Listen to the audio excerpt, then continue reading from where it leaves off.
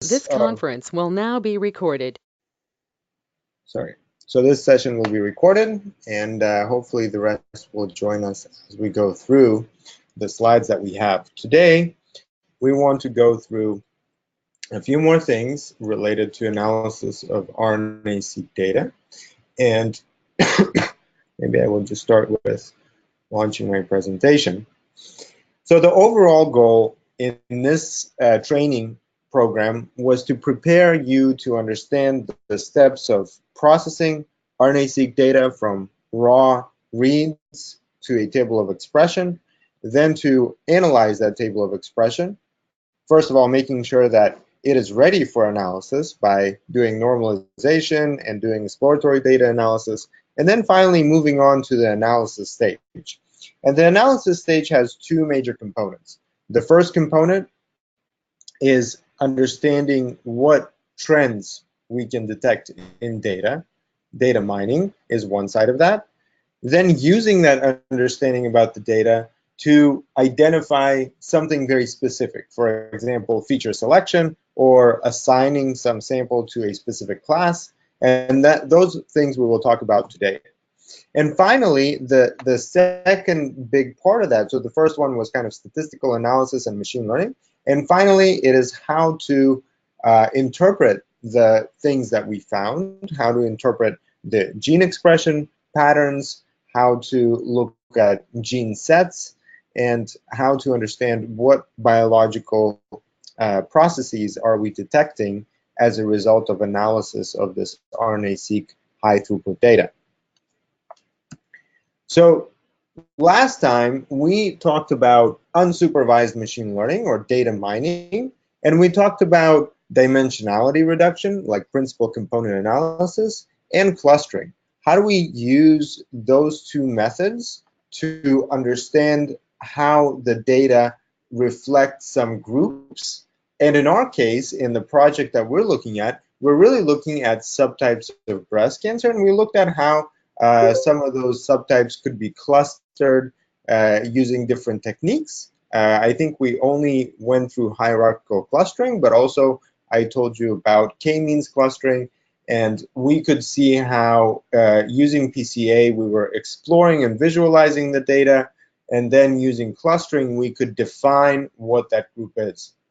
Today, we will talk about supervised analysis. What is supervised analysis? It is another approach that takes some knowledge that we have, some understanding of our data that could come from exploration of data, like clustering, for example. So clusters would be classes in this case, or we could use some clinical or phenotypic information that we have from other sources to give a framework for data analysis that could help us understand something about a new data set that we will look at, a training data set. So I will explain this a little bit more in detail.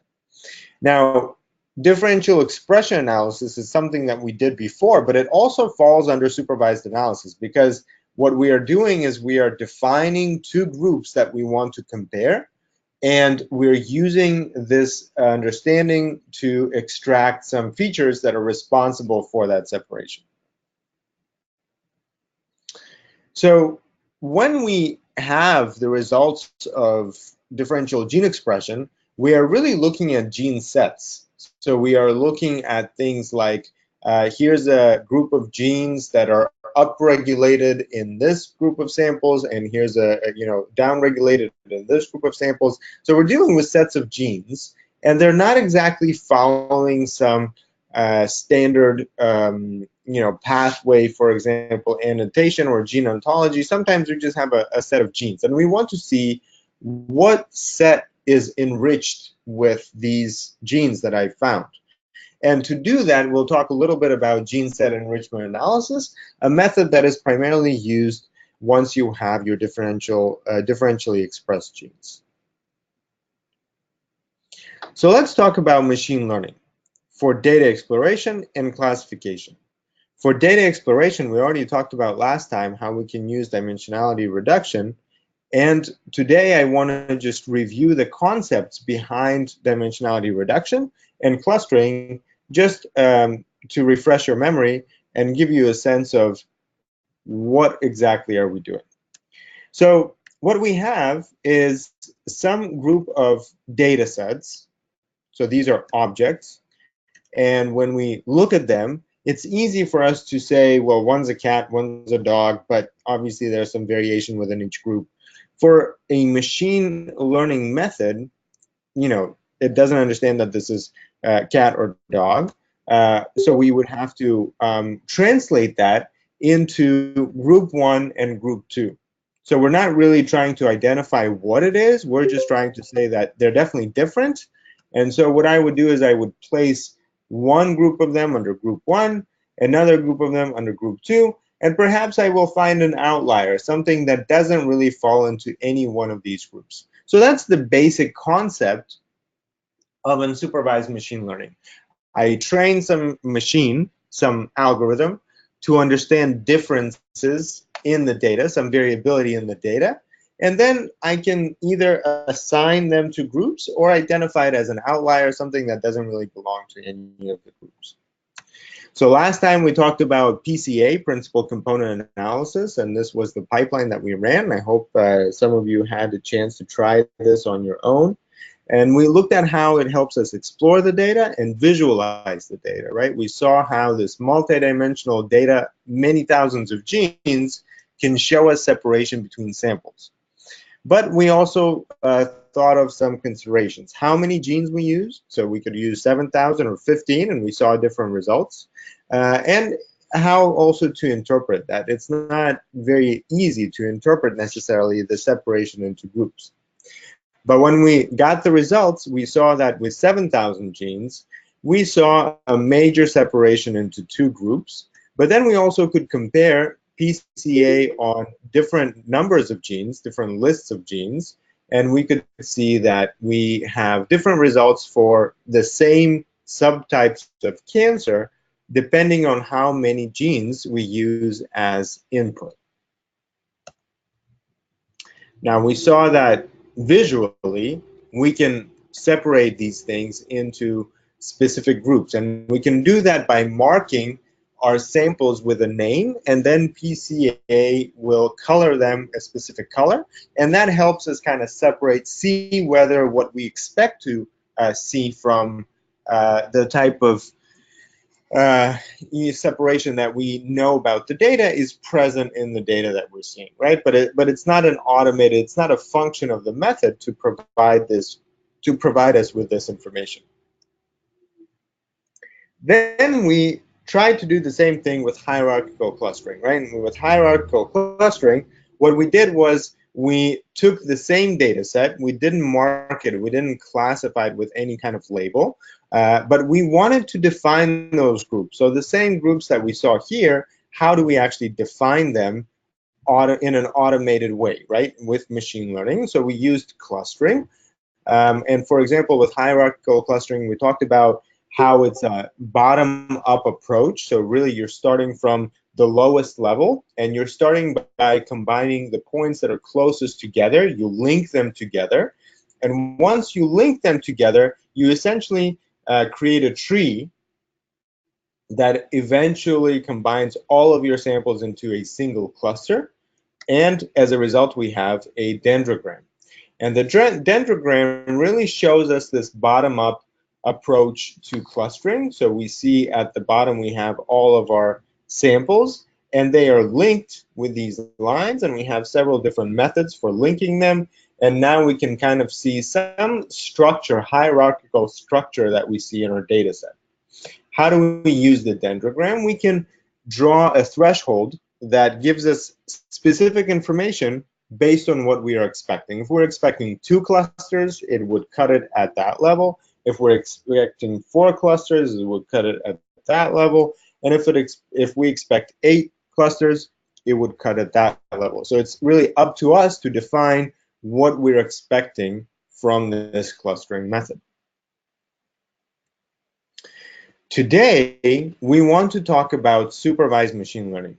And the major idea behind supervised machine learning is that we have to train a machine with the data that we have, but we have to assign them into classes as a starting point. And that's why we have to separate our data into a training set and a test set.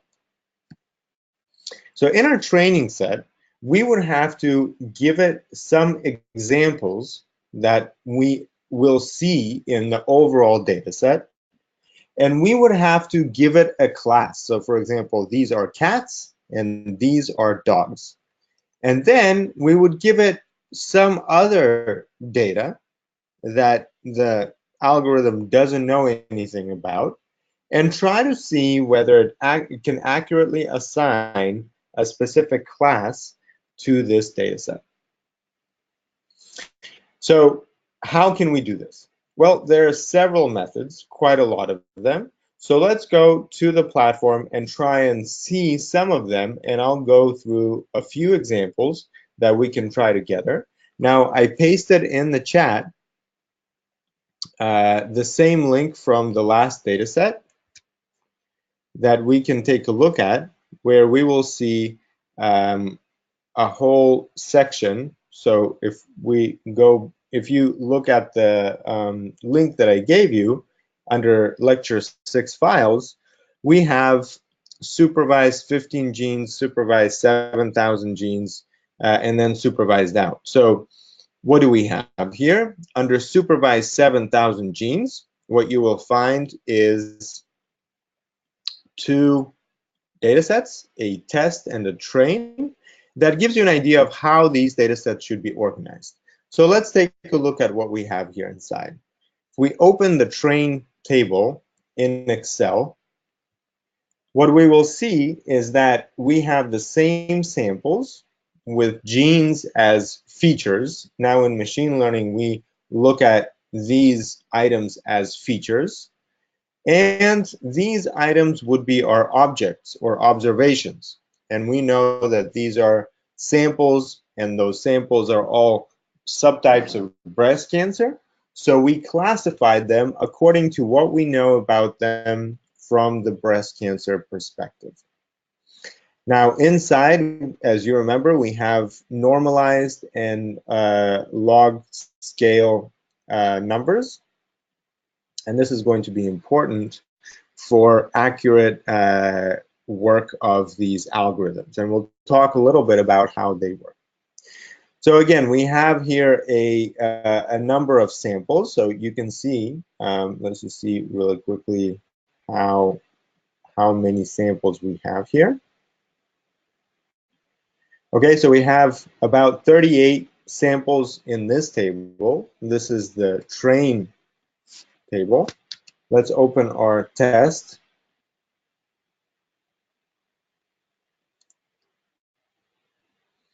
And here we have 14 samples. And as you can see in the train table, we actually don't have any class information. So what we're saying is that we will pick some algorithm, we will train the algorithm on these examples, and then what we want to see is how will it apply this training to understanding this data set. Now, how is this useful? It's useful in several ways. The first obvious way is if you can imagine that I have a data set, for example, TCGA is a good data set to work with, right? It has information about many different types of cancers and maybe different subtypes of cancers. And now I have a patient that comes in. And I want to understand whether that patient falls into some known class of cancers that I've already seen. But instead of doing it manually by seeing maybe does it have these 20 genes or these 30 genes, which could be misleading because I don't know all of the variability in my data, and not by looking at presence or absence of specific pathways like apoptosis or cell proliferation.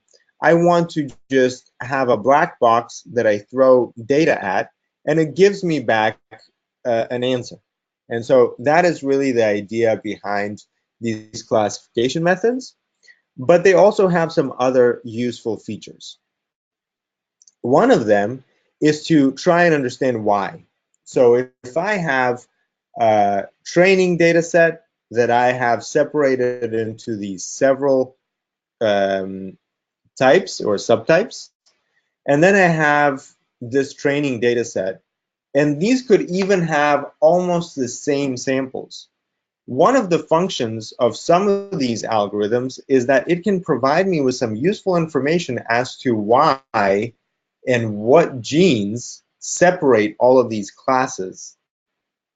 And what I will see is that it is actually an untrivial process to do with my own hands. Why is that?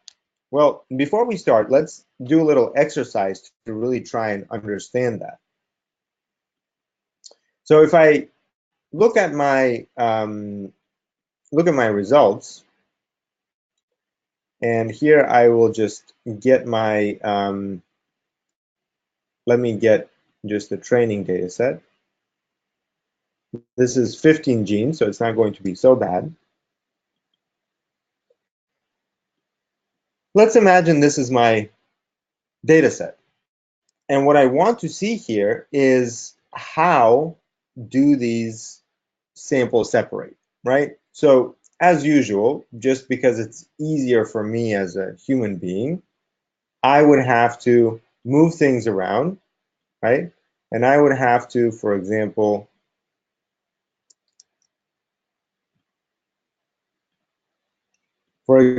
try and visualize.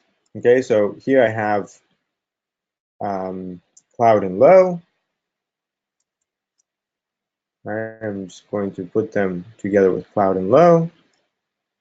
And I'm going to take the luminal and put them together with luminal. And what I want you to see is that it's not so easy. So it's time consuming, but it's also something that just requires a lot of moving things around to really work. And this is only 15 genes, right? Let alone something like 7,000 genes. So just to illustrate this, I want you to kind of try and see it for yourself. What would that be like, right? So here, if I'm an algorithm, a fairly sophisticated one, obviously, what I want to do is I want to try and look through all of my data and understand how is it different, right? So for that, I'm going to take all of these different samples. I'm going to move them around. And then I'm going to try and understand and interpret what I'm seeing here with my eyes, right? So I'm gonna move all of my luminal together, then I have all of my basal together, right? So I have luminal right here, move them over here. So now I've got luminal, basal, normal like, cloud and low. This guy should be over there.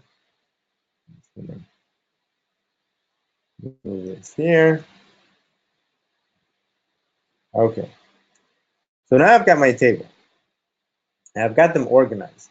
And what I want to do is, for example, take all of them and just do a simple visualization. So I want to take a look at expression levels and how they vary between the different subtypes that I have in my data. So let's add the label information right here. Okay. And now we have this confusing chart.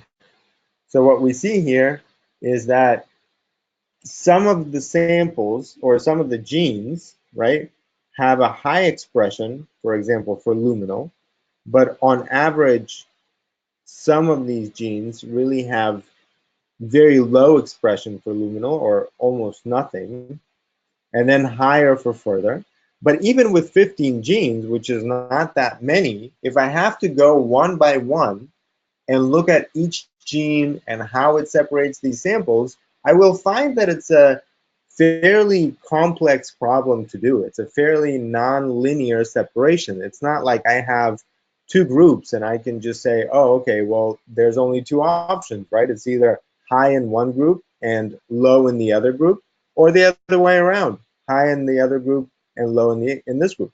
Here I have four groups, right? I have luminal, basal, normal-like, and cloud and low, and there's probably a bunch of different variations that I can detect in here.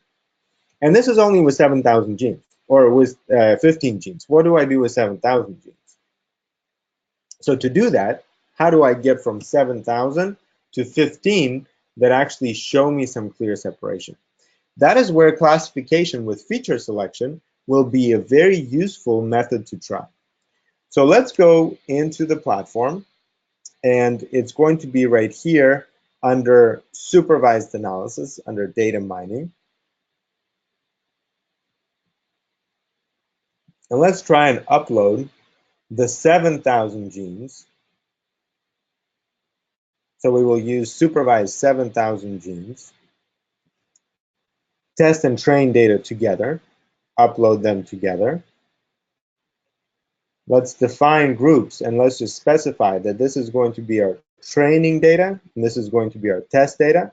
Now, if you work with this on your own data, you do not need to have the underscore train and test, but you have to make sure the majority of the times if you have any problems with running these methods, it's going to be because of how your data is formatted.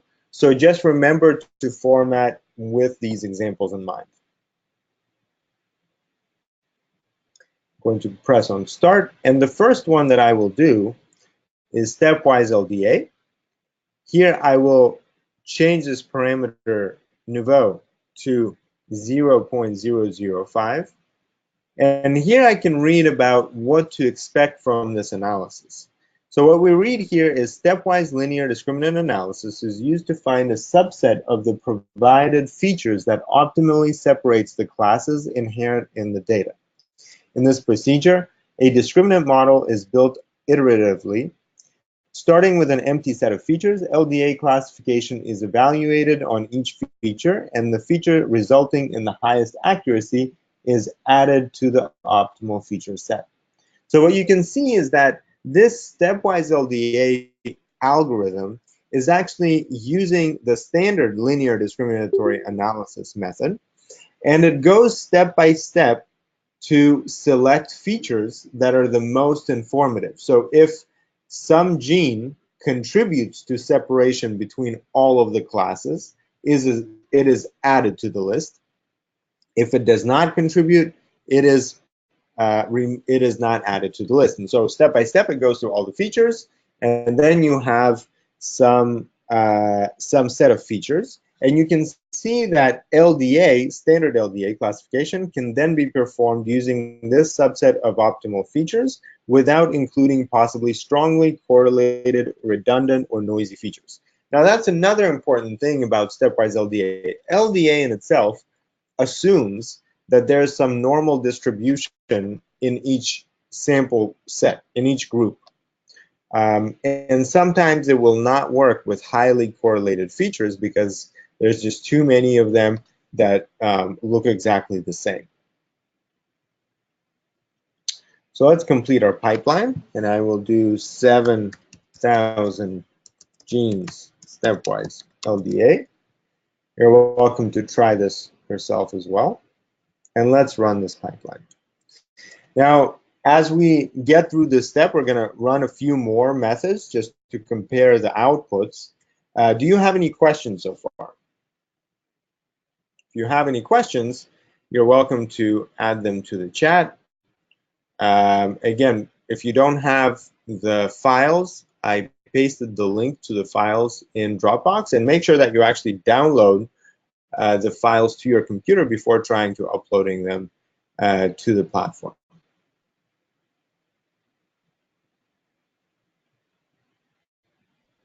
Okay, so I started my first pipeline. Let's create another one because there are several methods that we want to look at. Let's upload the same data set, test and train.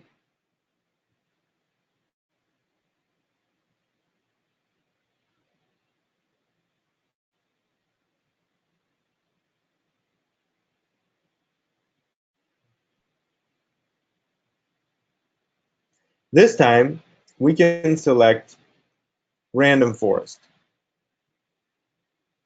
Actually, before random forest, let us select decision tree. There are actually no parameters here, so that's easy.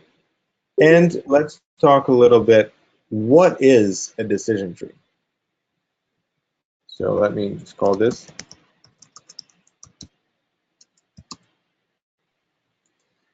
7,000 genes. So let me run this pipeline. I'm also going to run another pipeline for random forest.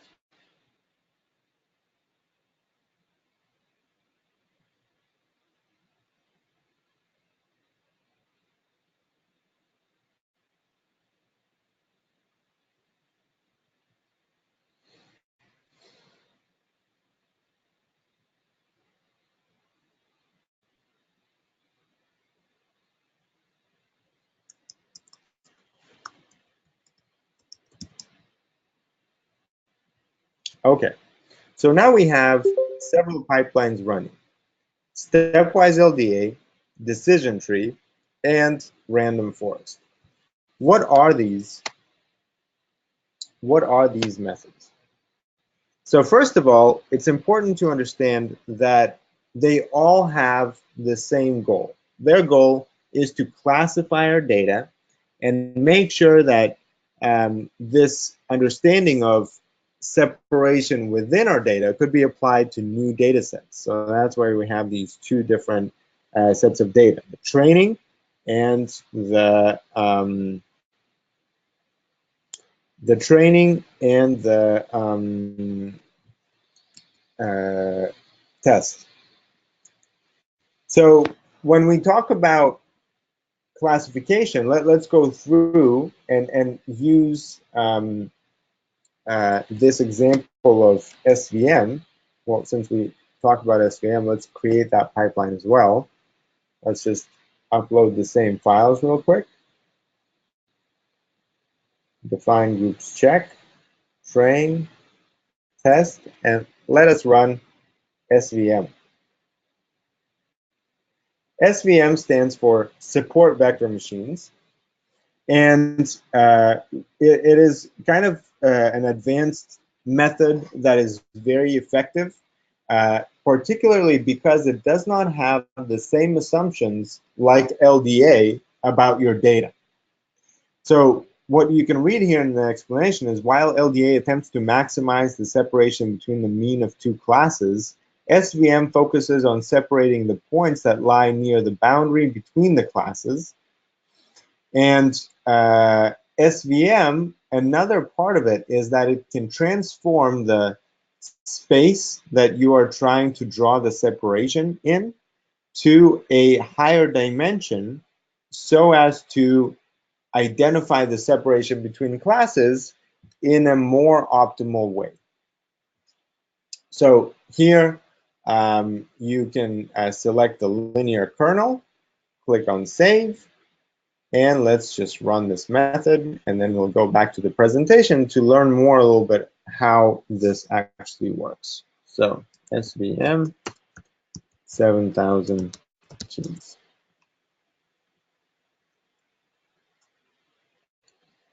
Okay, so now we have stepwise LDA, decision tree, random forest, and SVM. So let's go back to our presentation.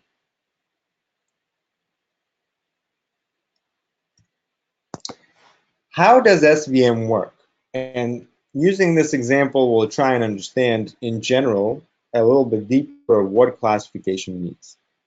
So what we're trying to do is we're trying to draw a separation between two classes. In this case, the green dots and the red dots are classes.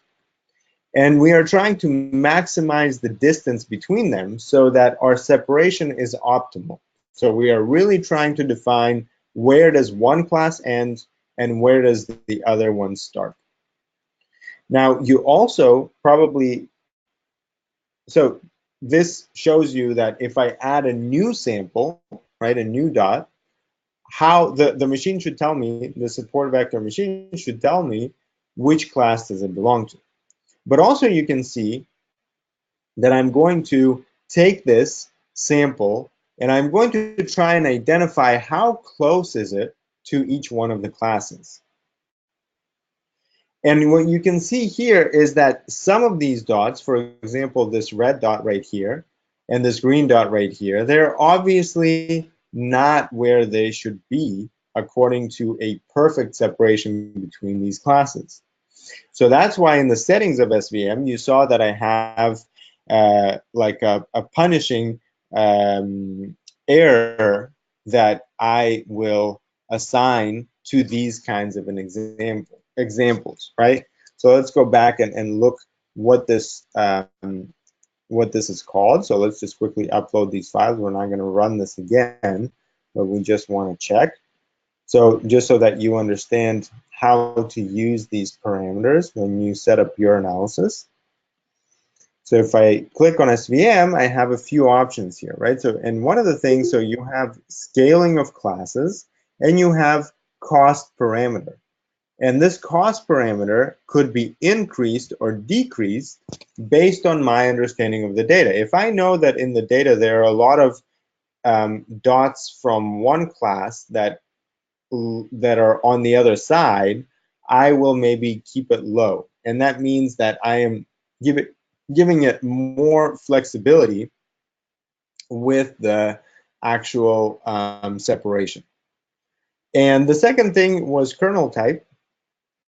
And kernel type means that there are several internal methods that SVM can use to transform the data so that the separation could be done in the linear space.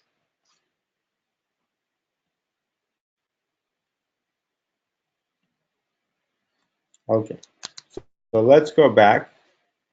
And what we saw here is that we are trying to maximize the distance between the samples. And if we have a new sample, how do we assign it to the right class? By measuring distance. And now we are going to just look at some of these considerations and then go back and check our results. So what are some considerations that we should have when we're using the supervised analysis, these methods? So first of all, we have to make sure that classification is possible in our training data set. There is separation between classes. That's an essential part of training the algorithm. Two, we need to consider how many features are we using to separate all of our samples. If we have so many features, 7,000 genes in our case, the classification is going to be more challenging. So if we use all of the features and we want to get optimal classification, we are making the problem statement difficult, right? Because there's a lot of noise. So that's why stepwise LDA and random forest are going to be useful for us because they also do feature selection. They might not provide us with optimal classification. Their classification is not to provide us with the best separation between classes, but they do provide us insight into which features are more informative than others. And you also have to remember that some algorithms just will not work with number of features that is greater than the number of samples, right? So if we have 52 samples here and 7,000 features, some algorithms in classification will just not work. For stepwise discriminant analysis, let's take a look at that first. We can use it in a number of ways. So we can have 15 genes. Okay, let's actually take a look and see what we get as a result of stepwise LDA. So it's still working, but in the meantime, let's take a look at random forest, right? Stepwise LDA is still working for us. So let's go into random forest, and essentially it does a very similar thing. So we have random forest. As you remember, random forest is a random bagging of groups of samples. Actually, maybe I have not explained this very clearly up until now. But random forest, what it does is it uses the decision tree method to identify some kind of a threshold that separates on the basis of a single feature, like a gene, uh, groups of samples, and builds a tree of thresholds that together can, in the best way, separate the whole sample set that I have.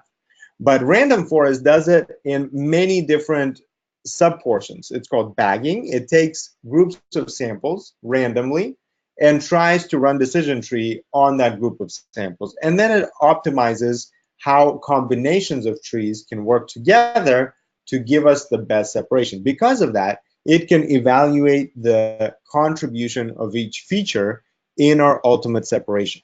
So let's take a look at the results. I can download all of the results right here.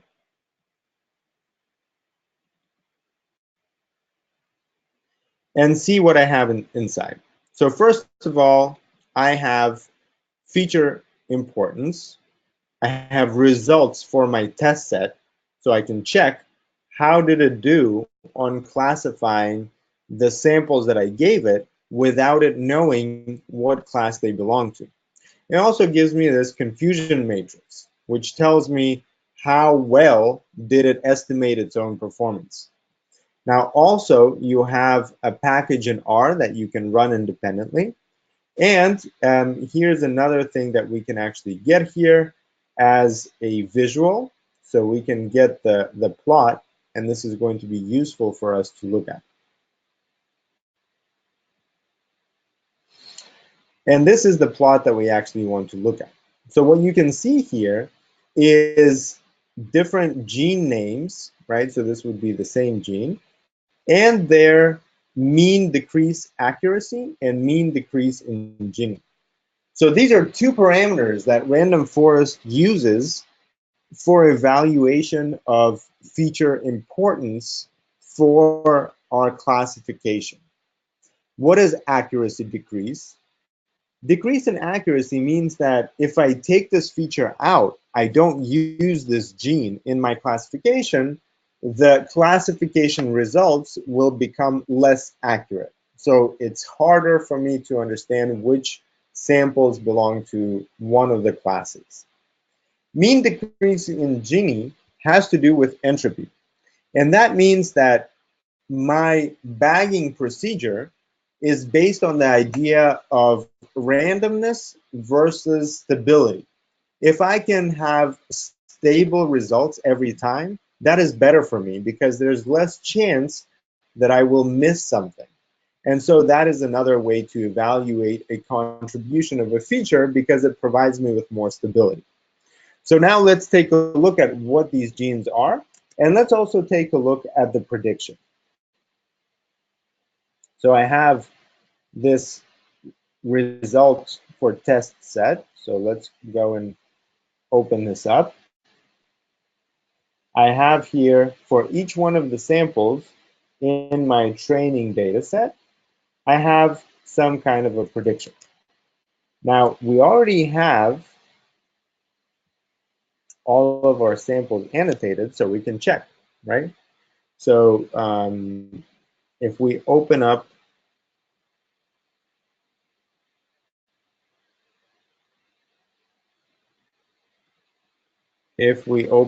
all of our results here,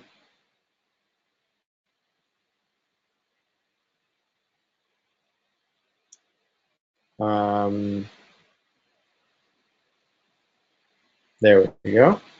So this would be all of our results. Let's try and find, okay, sorry, not this one, the supervised.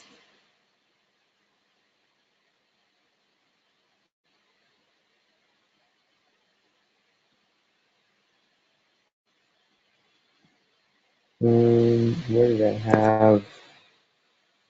Sorry, I have here unsupervised mark one. No, there we go.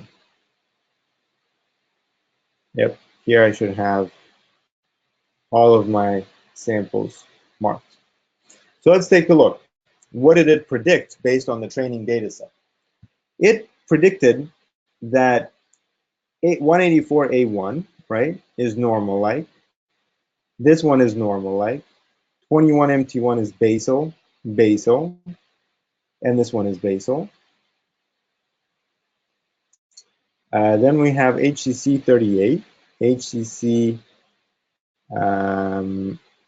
38, cloud and low, yes. And HS578 is also cloud and low. And the rest are luminal. So let's take a look. So let's go to T, T47D and 47D K block. So both of those are luminal, and the rest are luminal as well.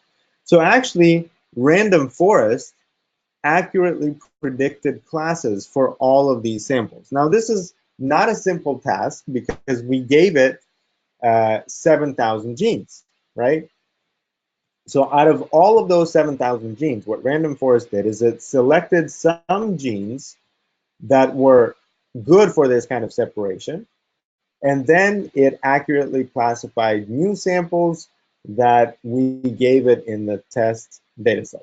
So let's take a look based on which genes did it actually do so. So now we have the second file, random forest feature importance. And so here we have that same graphic that you saw before, and we have a list of genes. So how many genes do we have? We have 15 genes, right? And you can see that these are the 15 genes that we have in our training data set. So how do we know that these genes are good at separating the data set into many different classes?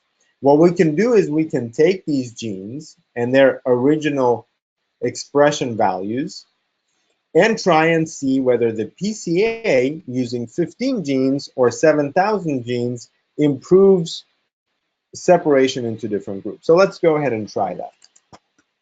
We'll go into areas of analysis and open up unsupervised analysis, right? So let's imagine we don't know anything about this. And let's upload these files. These 15 genes are going to be under unsupervised 15 genes. And we can take them right here, and we actually have all the names marked right here. So let's just take that. Continue. And let's just run PCA transpose, save. And let's see whether the separation is good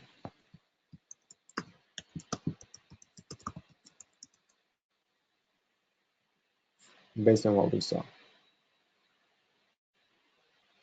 Okay, in the meantime, we have our 7,000 genes stepwise LDA has finished working and provided us with also a list for the prediction for our test data.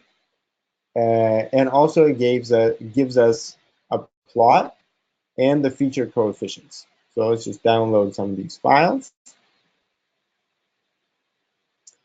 So here we have the feature coefficient. Let's open it up.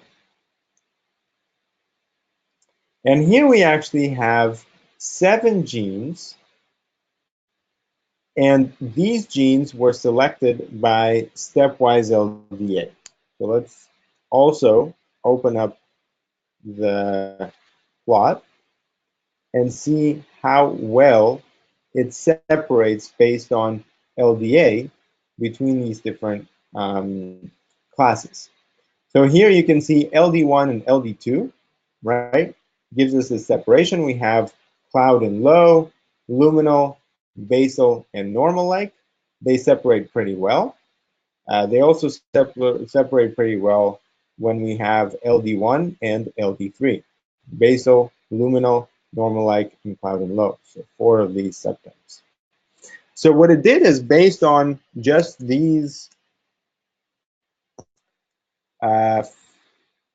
7 genes, it was able to perform the separation. So now I have, a question whether these are also in this list. So for example, I can see that this one, ENSG 119888, is also right here, right?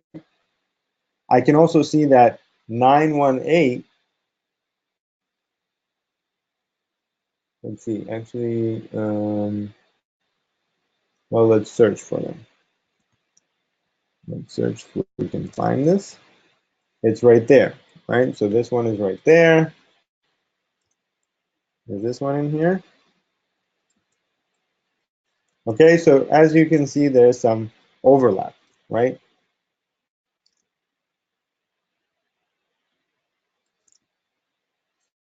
But not everything, right? So not all the genes are present there. So these two were also in the other one.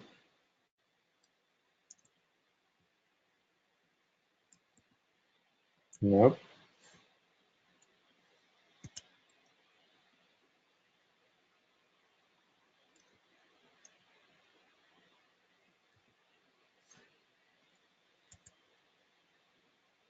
And the last one, let's see. Now, this is with a specific threshold, so it doesn't necessarily mean that they wouldn't be somewhere, but about half of these genes were also found by random forest. Okay, so now we know how LDA works and how random forest works. Let's just go and take a look at what we have from decision tree. What do we get as a result?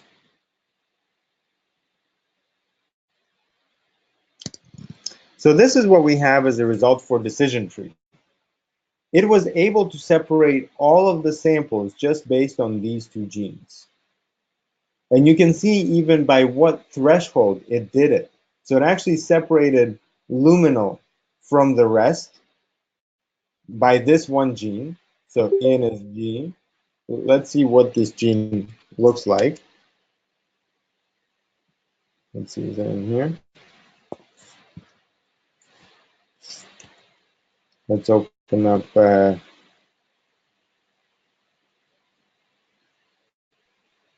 well, we're not going to spend our time because I want to get to interpretation here in a little bit. But you can see that decision tree, once it identified these two genes, it just stopped going forward. This was enough. Just these two genes have enough information that if I use the threshold of less than 0.93, I can see that these are going to be more than 0.93, these are going to be less than 0.93. And here I can now say that less than 2.42 are going to be cloud and low, more than 2.42 are going to be basal. So based on these simple rules, I can classify everything. But the problem is, of course, what do I do with the rest of the genes, right? And that's where random forest went through many of these trees. And in fact, 500 of these trees was the parameter that we gave it, and gave us classification and feature selection because there are many examples like this. These are not just two examples and not just two thresholds. Let's go back and see what we got from SVM. Now, SVM, again, does not give us feature selection. SVM is only going to give us the result for the test set. And what we can do is check how well it did. And also, so you can see that it just gave us a simple prediction on what these are. And let's compare this with, okay, this was random forest prediction, right? And now let's select our prediction for SVM.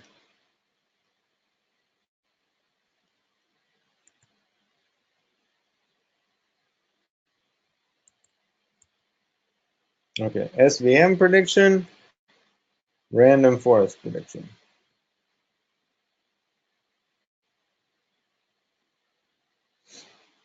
So we see that they both did exactly the same prediction for these two for these 4 different classes, right?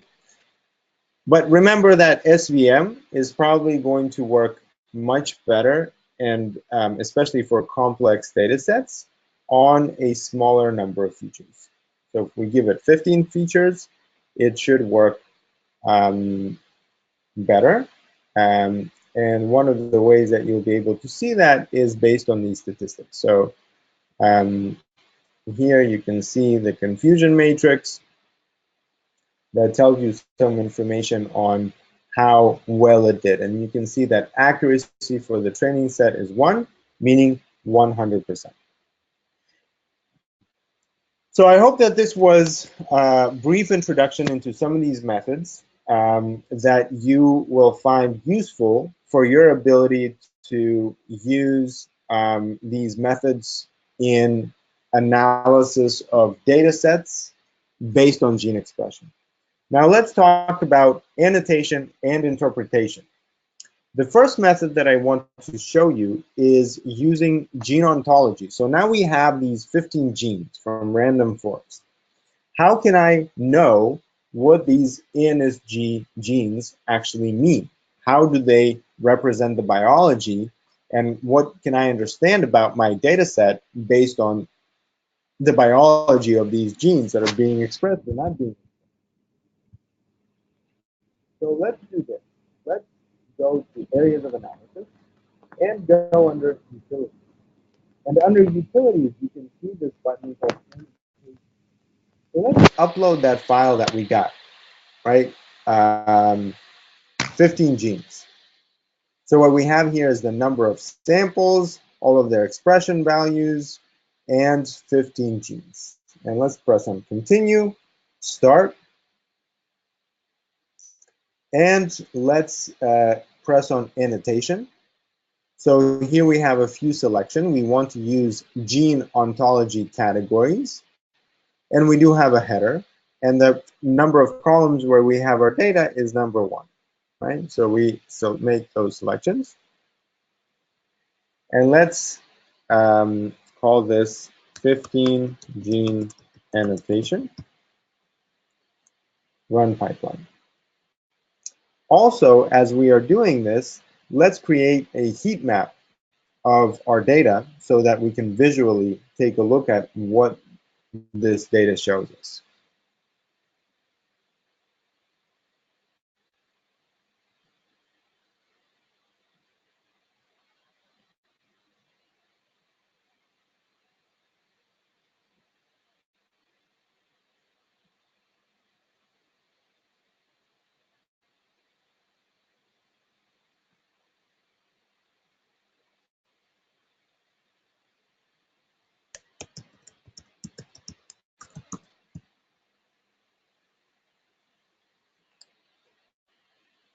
Okay, now what do we get as a result?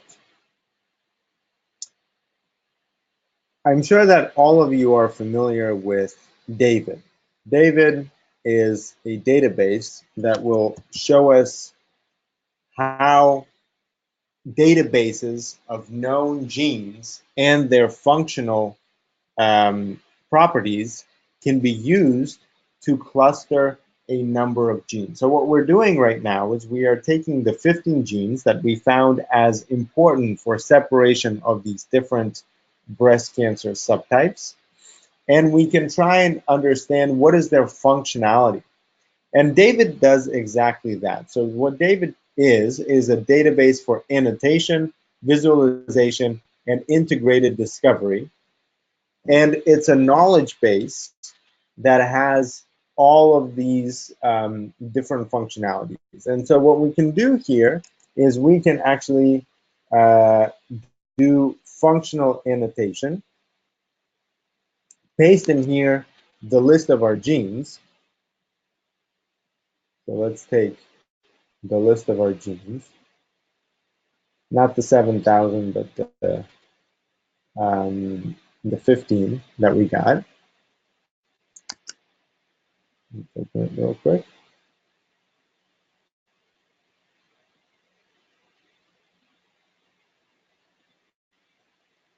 Okay, so where is our supervised 15 genes? So we can get doesn't matter which one. We just here, the only information that this needs is the list of genes. So I can just copy them like that. And then I have to say that this is ensemble gene ID. And this is going to be a gene list. And now I can submit this list. And I can see here uh, different results and select what I want to do with this. So for example, I can get a functional annotation table. And what this means is that all of my genes fall into these categories. And so you can see that for each gene, I get a list of things that it does and how gene ontology terms are going to help me interpret that. So actually, a very similar thing is going to be done by the button that we just used over here. So let's take a look. It's done. So you can see the results right here out. Okay, and let's take a look at what we see in a table format. So you can see that all of these columns are going to be present, and at the end, you will find, starting from here, all of the information that we were just looking at. So first of all, we can convert in as gene ensemble gene IDs to gene symbol. And here we can understand, this is more of a common name for a gene. And here's its full name, decorin. So you can see each gene has a specific name. And then over here you have gene ontology terms. So you can see, for example, RNA binding, extracellular region, extracellular space, etc. And so all of this is going to be under gene ontology terms. And of course, you have multiple gene ontology terms for each gene. So that's how you can now try and interpret how expression of this gene, right? So if we look at decorin, decorin has this profile. So it's only expressed in specific subtypes, and we don't know the subtypes here. But what we can also know is, as an example, decorin has been reported in publications that it is a pivotal effector in the extracellular matrix and tumor microenvironment. And in fact, it prevents metastatic spreading of breast cancer. So maybe high expression of this gene.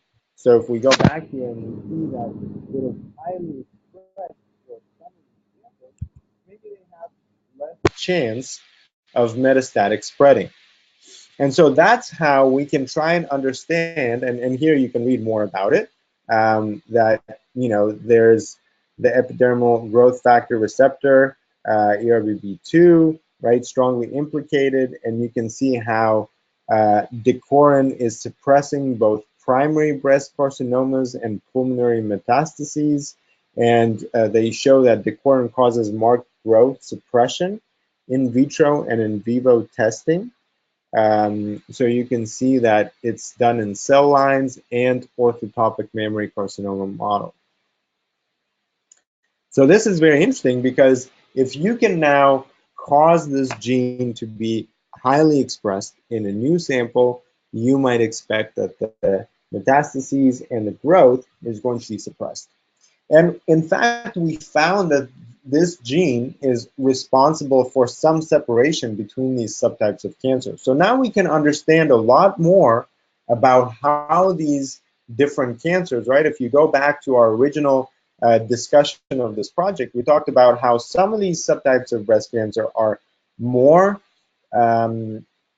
dangerous, more aggressive, and some of them are less aggressive.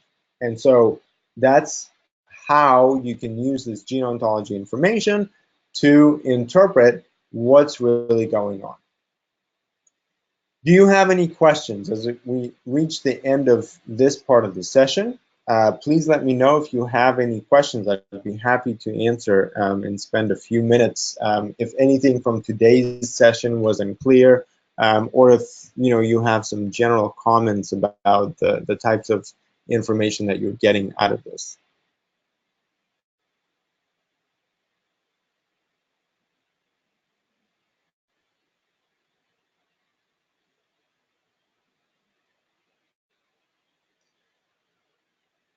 Okay, well, I'm glad that there are no questions. If you need practical assistance, after the last session that we have is going to be on gene set enrichment analysis, where we will talk about using differential gene expression to map genes that we have on gene sets.